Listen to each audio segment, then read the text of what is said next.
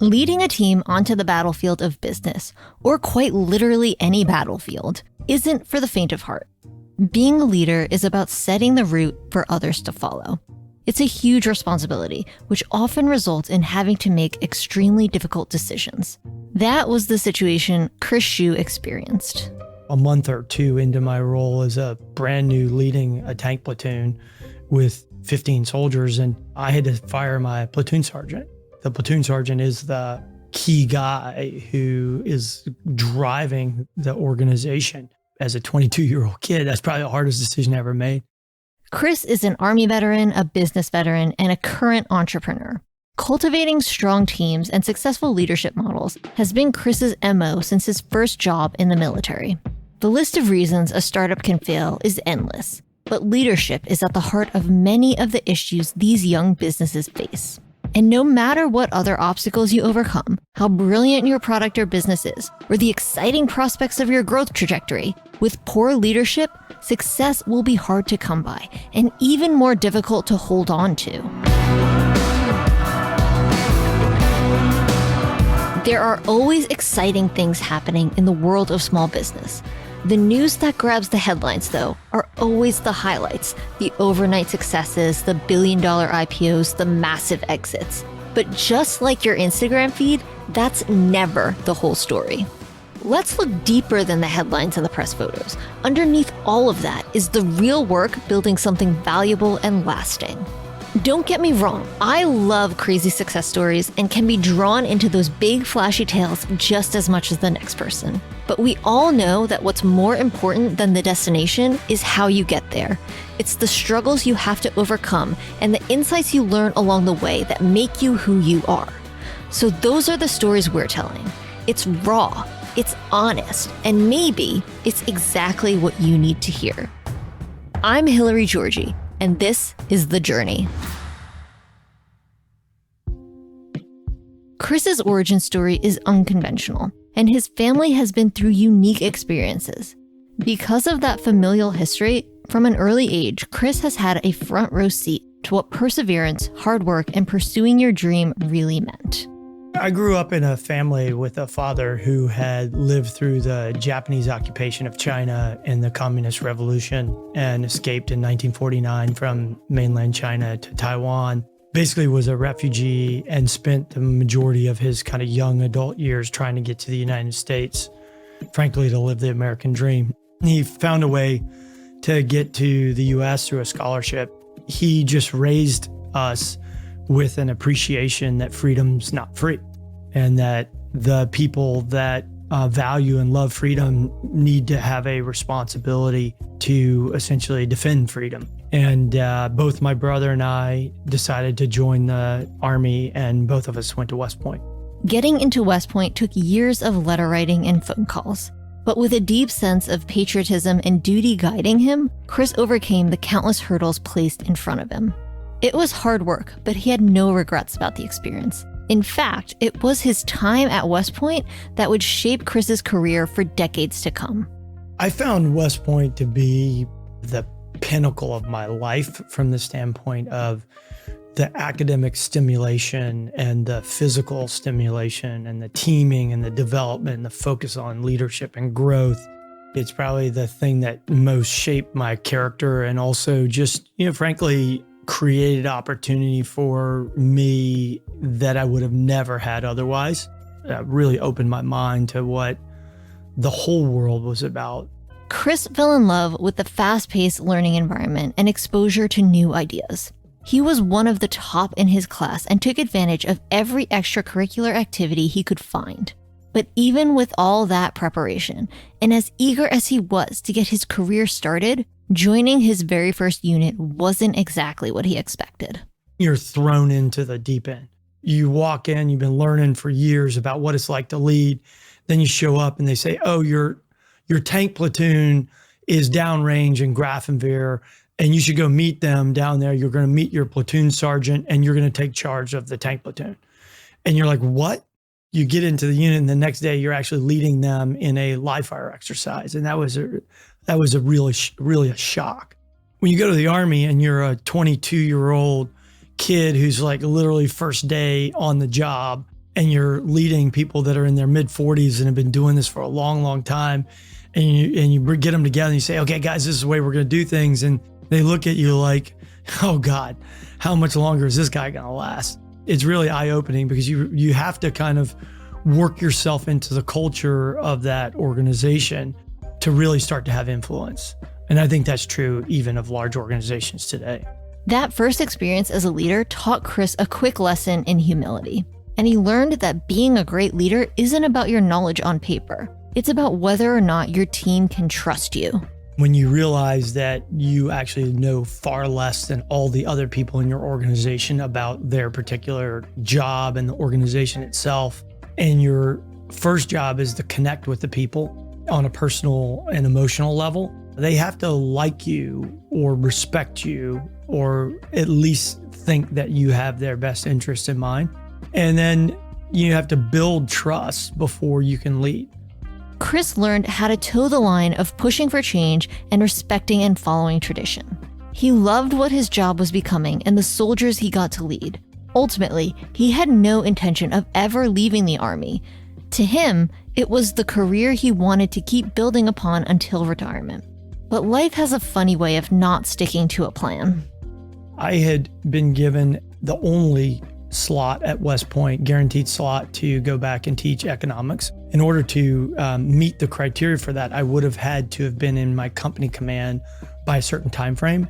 What happened was there just weren't enough slots for command, so the command timelines got pushed way out, and I wasn't going to make the window for that educational slot, which meant that I was going to forego my West Point teaching assignment. And the Army said, oh, well, you could go to recruiting command. And I just said, there's no way I'm doing that. And I got out because I'd already served my commitment. From decision to civilian job offer was 1 month. And just like that, Chris was out of the Army and back in the civilian world. It was a choice he never thought he'd make, but it was the right one for him, his career, and his growing family. When you're in the military, I was in 5.5 years and 4 years at West Point before that. So 9.5 years of military service. And you don't actually know what jobs are out there. You don't even know what careers are. After the break, Chris shares what it was like transitioning back into the civilian world, the diverse career he had after that, and the lessons he learned about leadership and team building throughout it all.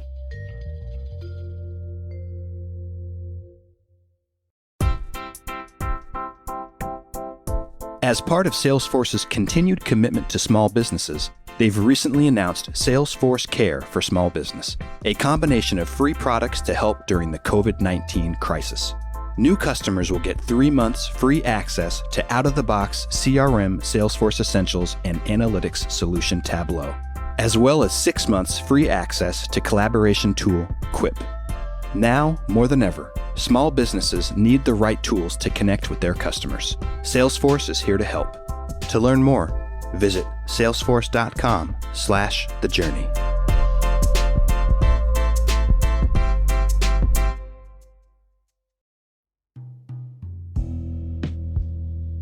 Chris was out of the all-consuming and often exciting world of the Army and into the less thrilling world of job fairs. His former classmate clued him into the idea of seeking a role in brand management. At the time, I literally had no idea what marketing was. And I read a book that was 101 Rules of Marketing. And I went and did all my interviews and they'd ask me all these marketing questions. I'm like, that's rule number 3. Really understand your customer. And I must have sounded like a complete fool, but at least I had a resume that said that I was academically intelligent. I went from being the XO of the HHC command at First Corps, which was a 450 unit soldier unit, to sitting in a cube in Minneapolis at General Mills being a brand manager. And I remember I got there and they're like, that's your cube. And I had a corner office overlooking the parade ground, 50 direct reports. I had vehicles and equipment and access to a plane and you name it. And then I get to General Mills and they're like, there's your cube. And I'm like, well, where's my team? And they said, well, you don't have a team. And I said, well, I thought this was a leadership and management role. And they said, oh yes, this is a matrix organization. And I'm like, well, what's a matrix organization? That means you have no people. Your job is to influence people. You lead through influence. I said, well, what's that? Not having a team wasn't Chris's only adjustment. He also had to get used to the technology used in the civilian realm, and he was one of only 5 people in the whole company who didn't have an MBA from a top school. The civilian world had a steep learning curve in terms of structure, technology, and credentials. But Chris wasn't deterred. Soon enough, he had differentiated himself and was seeking a new challenge. He went to Kellogg, where he did a June-to-June program. After that, Chris went on to a role at McKinsey, where he stayed for 6 years before transitioning to KKR, where he worked for another 6. I've been through probably 40 or 50 companies that I've led or driven some type of strategic decision-making in over the years. And I sometimes joke that I've been in every industry, from the specialty chemical industry, where you produce the first chemical, to the garbage industry, where you recycle every product that's been made. Chris had seen the ins and outs of nearly every aspect of business. He was happy where he was and with the career that he had created for himself. And that's when a friend called him up to say Meg Whitman was looking for a partner to help her accelerate the transformation at HP.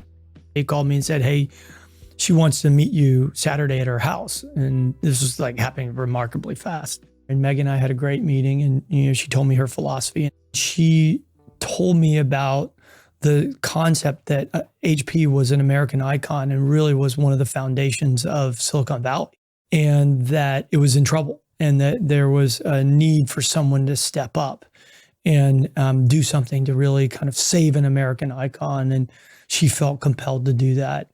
And I'm a mission-oriented guy, and I just kind of thought, wow, why not go be on her side and help her do it? And just like that, Chris was on board. But transforming the culture of a massive Fortune 10 company was a huge undertaking. Like that first leadership role in the military, current employees and managers were questioning how long he'd last. I was just trying to learn and figure out who the right people in the organization were to really coalesce with to drive change. Because there's a whole, in large global organizations, there's typically few people that are catalysts for change. And it's really about building alliances and coalitions that can actually drive change. And there's lots of people, as Meg would call them, antibodies in the organization that want to kill change. You have to convince the right people that there's a need for change. And then you have to build that coalition. And then over time, once you develop credibility and you develop that coalition, you can push harder. It became increasingly obvious that a big company like HP couldn't innovate as fast as the market demanded. So Meg and Chris decided to split the company into more nimble segments. It was a smart move, but one that also threw Chris into a more demanding role. When I was leading Micro Focus and became a global public company CEO, I realized that that was something that was unsustainable for me and my family. I was traveling globally 2 weeks a month, working 24/7. And during that time frame, I had lost my mother, and my wife had some illness. And it just really kind of regrounded me about what was important to me as a person and what my responsibilities were. Chris left Micro Focus and took some time off to focus on his family. After that, he started to work at Andreessen Horowitz as an advisor. And it was through helping other entrepreneurs that he too got bit by the entrepreneurial bug. I got tired of being an advisor, and I listened to these things around entrepreneurship. What do I do best? I'm a leader. I'm a builder. I'm somebody who takes a strategy and an idea and makes it happen. That was the genesis of Zebo, a financial service that helps eliminate the most common pain points independent landlords face. Chris had more than a decade of experience in management and business, but actual entrepreneurship, the act of building something from nothing, that was a whole new challenge for him.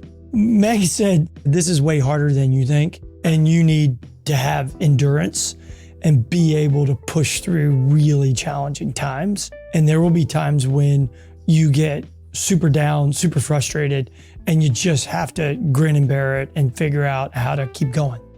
Chris has spent his entire career leading teams, but building one from the ground up was a new type of challenge. It was the first time in his career that he had to fly solo. When you've always been on a team and you start and you're by yourself and you're out there with a backpack chasing around, trying to get someone to actually join you, to believe in you or your idea, you're begging them to join your organization. And you have a young, super smart, talented, one-time entrepreneur who went to Stanford look at you in the face and say, so why should I believe you're going to be successful as an entrepreneur? And you're half offended. You're half like, well, I don't know. Maybe I won't be successful as an entrepreneur, but I'm damn well going to try. Talent doesn't just flock to a startup. Recruiting people, especially the right people, when cash flow is light, benefits are a future promise, and the guarantee of success is slim, is a difficult task. But success is about finding people who are mission-driven, then being able to convince them that your mission is worth buying into. By definition, if they're super talented, they have lots of options. And so if they have lots of options, they're betting all their chips. The one asset that they have is their own personal talent, and they're betting that on the idea, the company, and a belief that you can execute and build something special. This is an emotional thing. It's not a financial thing, because if it was financial, they would go somewhere else, because like 90% of startups fail. The reality is they have to believe in you, and they have to believe in the idea, and they have to believe that together you can build a team that can execute on that idea. Chris also prioritizes certain qualities in his hunt for top talent and culture-fitting employees. I always look for someone who has some distinctive skill set with a track record of success. The second thing would be character. Are they a good person? Are they genuine? Do they treat people with respect? Do they treat people when they come in the office with respect? Can they lead? And can they be part of a team? And then the last piece is just desire. They could be a great person and just don't have the drive. They could be a really talented, smart person and don't have the drive. It's the combination of those things that I look for. And, that's no different than when I was in the Army. And putting in that effort up front to find the right team doesn't only help you while you are there, but also ensures organizational success even while you're gone.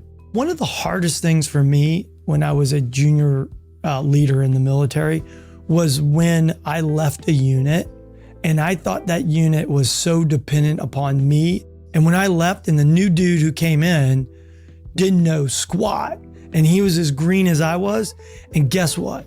The unit went on. For me, it just became this realization that some institutions are set up to be greater than the leader that is there. Institutions are oftentimes bigger than the leaders that they have.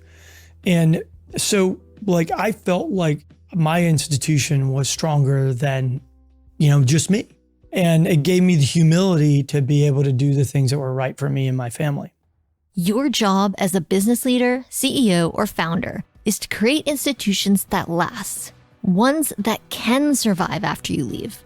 From the Army to working in a wide range of businesses to building his own, Chris understands what it takes to build and lead a team.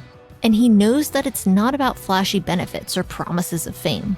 It's about creating a mission that's bigger than each person and embedding a sense of responsibility, accountability, and trust into your company's framework.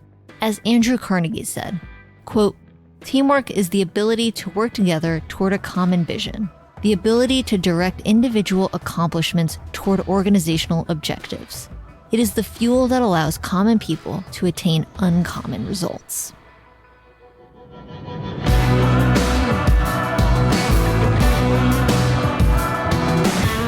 Today's uncertain business climate makes it critical to stay in touch with your customers and employees.